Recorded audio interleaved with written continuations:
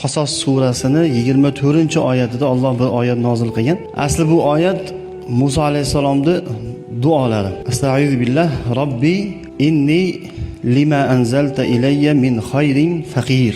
Musa alayhisalom mana shu duoni qilganlarda bo'ydoq bo'lganlar. Qo'llarida mol dunyo bo'lmagan, uylari, joylari, hech nimalari yo'q bo'lgan. Musofir yurtda bitta o'zlari turib, Madiyanda mana shu duoni qilganlar. Shunda deyiladi, Allohning fazli mana shu duodan keyin kelindi o'zi ham keldi.